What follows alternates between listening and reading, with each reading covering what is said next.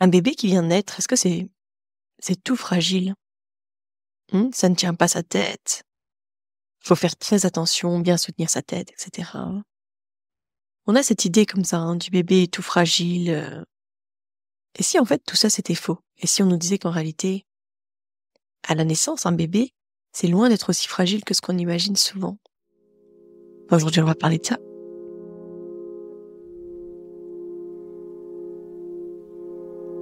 Bienvenue sur Sage-Femme Authentique, le podcast qui ouvre les portes de la connaissance et de l'empowerment en matière de naissance.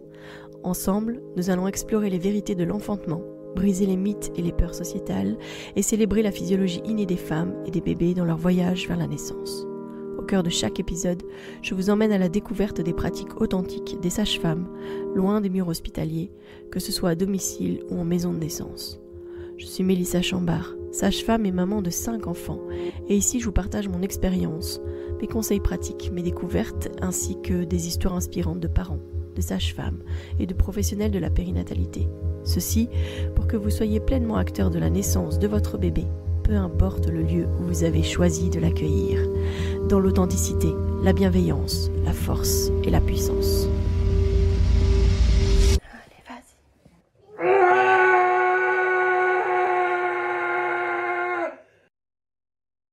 Eh bien, dans le podcast d'aujourd'hui, j'ai envie de déconstruire une idée reçue extrêmement répandue, celle que les bébés naissent fragiles, hypotoniques, incapables de soutenir leur tête. Alors oui, un nouveau-né, ça demande douceur, délicatesse, mais c'est loin d'être une petite poupée de chiffon là.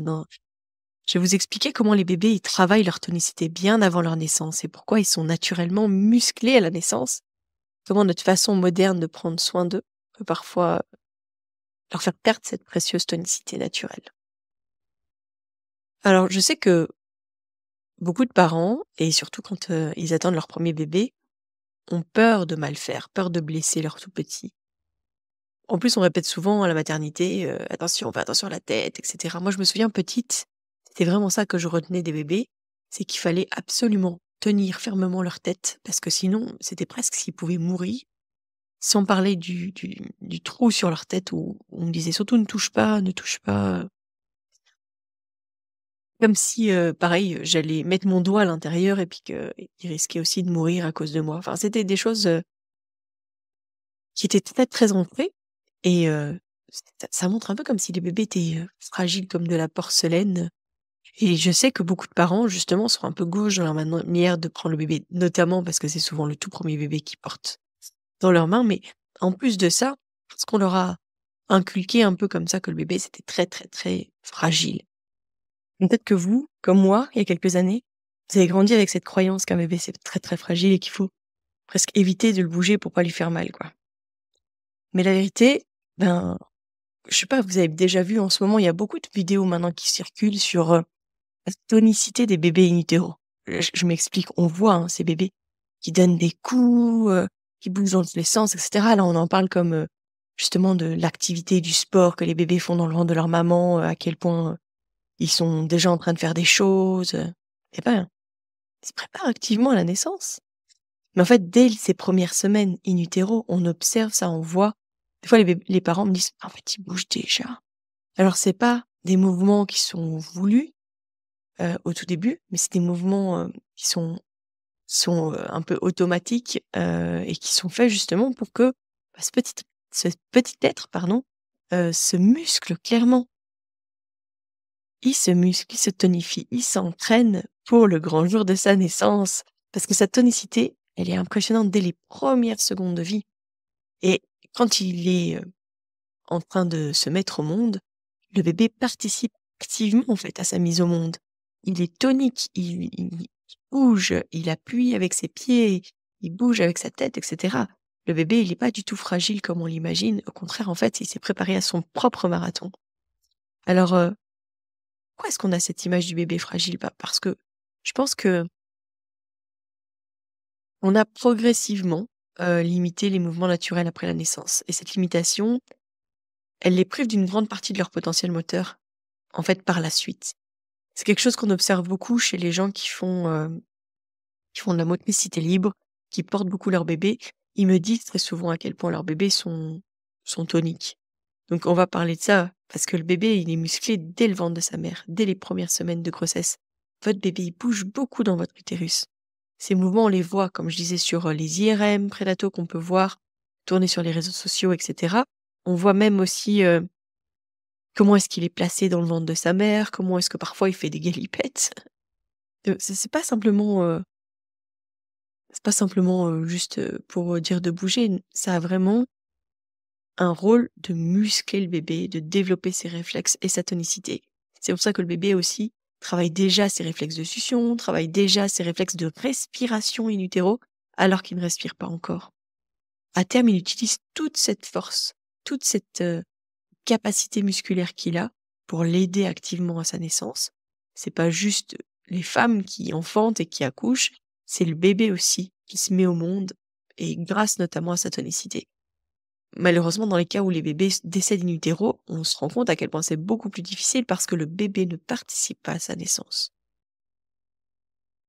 Et puis, à la naissance, les bébés sont bien plus toniques qu'on le pense. Alors, ils sont bien réveillés grâce à l'adrénaline. Vous savez, maintenant, je vous en parle très souvent de cette adrénaline. Ils peuvent relever leur tête, mais déjà dès les premières minutes de vie, on peut voir vraiment ces bébés qui lèvent la tête, qui observent leurs parents, qui voilà. Et puis, vous avez déjà vu la capacité du bébé aussi à aller jusqu'au sein. Donc en fait, si on pose le bébé sur le bas-ventre, il va avoir la capacité de vraiment se déplacer, se mouvoir pour aller jusqu'au sein. On appelle ça le breast crawl. Et c'est bien la preuve que il a une tonicité suffisante pour se déplacer déjà jusqu'à sa mère. Alors, il sait très bien le faire à ce moment-là, notamment grâce à son éveil qu'il n'aura pas avant un petit temps. Mais c'est vraiment des mouvements complexes. Et ça montre combien les bébés ont été préparés naturellement à être actifs dès leur naissance dans notre monde. On oublie qu'on est des mammifères. Et les mammifères, quand on regarde les petits mammifères, ils sont très toniques aussi dès la naissance. Et ils vont aller activement au sein. Enfin, je veux dire, à part oui, les grands primates qui vont potentiellement pouvoir un peu plus aider leurs petits à aller jusqu'au mamelon, la plupart du temps, ce sont les bébés qui doivent se déplacer et aller jusqu'au mamelon, dès la naissance. Hein, les petits chats, les petits chiens, les petites souris, les petits rhinocéros, les girafes, etc. C'est pas les mamans qui les prennent dans les bras puis qui les amènent jusqu'au sein. Ils sont capables de faire ça tout seuls. Donc, pourquoi est-ce qu'il y a certains bébés qui sont plutôt hypotoniques après par la suite? On n'en parle pas assez de ça, hein. Mais je pense que c'est clairement notre manière moderne de prendre soin des bébés. Ça nuit parfois à leur développement musculaire parce qu'on les couche. On nous dit de les coucher systématiquement sur le dos, ils sont immobilisés pendant de longues heures dans un lit ou dans un transat. Ils perdent de leur forme musculaire naturelle. C'est comme une personne adulte qu'on oblige à rester couché, hein. Les personnes qu'on alite, sans activité physique pendant plusieurs semaines, qu'est-ce qui se passe? Elles perdent rapidement des muscles, elles ont les muscles qui fondent, hein, et donc ils perdent de la force. C'est exactement pareil pour les bébés, qui sont pas suffisamment portés ou libres de bouger, et qui du coup perdent de cette tonicité. Et ça entraîne parfois des problématiques comme le problème de la plagiocéphalie, hein, donc la tête plate, parce que justement, le bébé ne se mobilise pas beaucoup, n'est pas beaucoup mobilisé, mais par contre est souvent en appui sur sa tête. Voilà, ça engendre en fait pas mal de problématiques, cette manière qu'on a de vouloir constamment poser les bébés. Quand je vous parlais de la motricité libre, que je vous parlais du portage, quand on a un tout petit très régulièrement en portage, ou dans les premières semaines aussi, tout simplement posé sur le torse de ses parents, donc qui va être le ventre contre le torse de ses parents, eh bien le bébé va vraiment travailler sur sa tonicité parce que quand il va être en éveil, il va pouvoir lever la tête, va pouvoir se mobiliser, changer de côté, etc. Quand il est posé sur le dos, c'est beaucoup plus difficile de relever la tête dans ce sens-là pour le tout petit.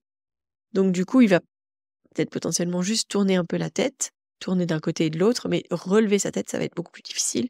Donc en fait, au niveau de la motricité, au niveau de la tonicité de ses muscles, au niveau de son cou, ça va être beaucoup plus difficile pour le bébé. Les bébés portés, les bébés qui restent sur les parents, les bébés qui sont en motricité libre, etc., ça va beaucoup les aider. Donc portez les bébés dès les premiers jours.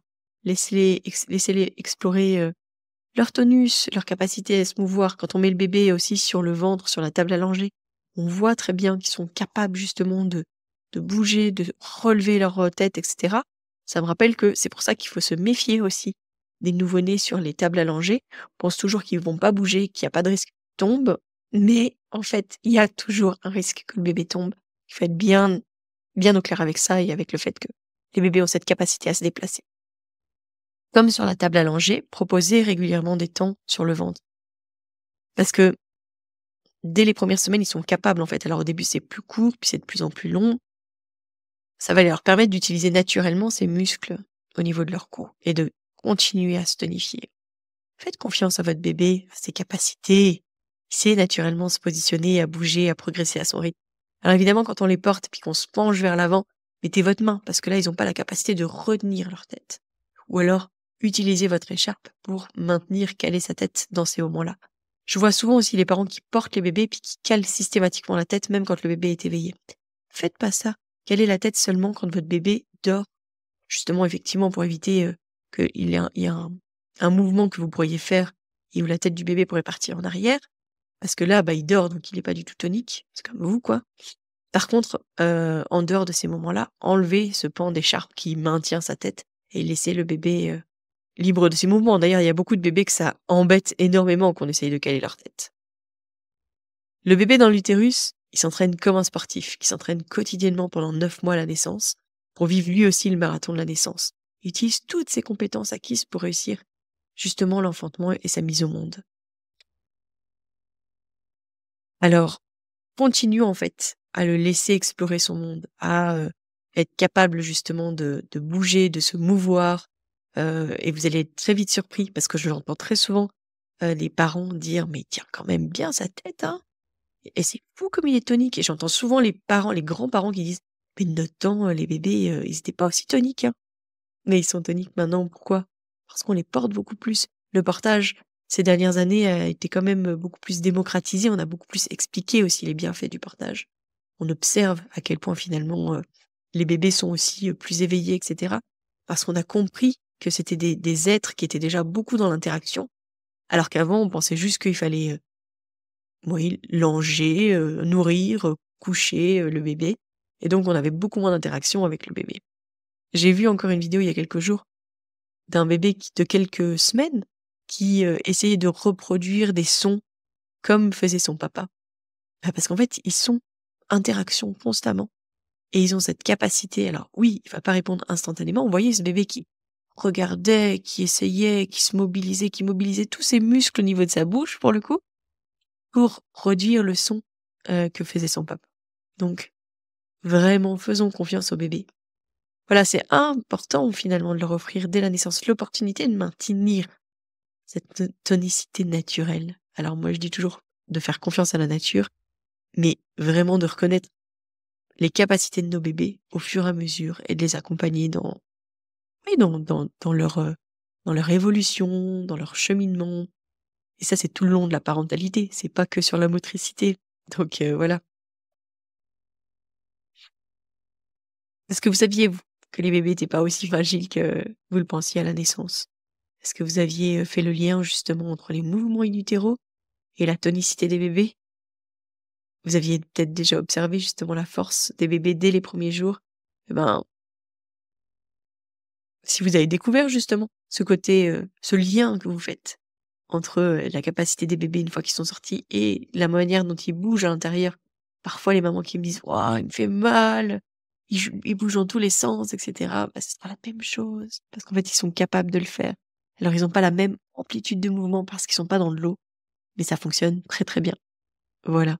N'hésitez pas à partager cet épisode pour justement faire connaître aux autres la tonicité des bébés, même une fois qu'ils viennent de naître, à quel point en fait on peut les encourager à continuer à être toniques et à pouvoir bien vivre dans leur corps en fait et pas subir finalement le fait de perdre de la tonicité comme certains bébés peuvent le vivre. Je pense que ça participe parfois à la manière qu'ont les bébés de râler parce qu'en fait ils voudraient pouvoir bouger puis qu'ils en ont pas la capacité. Et surtout, venez rejoindre aussi la communauté authentique. Un espace de bienveillance où c'est votre espace et vous pouvez poser vos questions et vous pouvez échanger avec d'autres parents.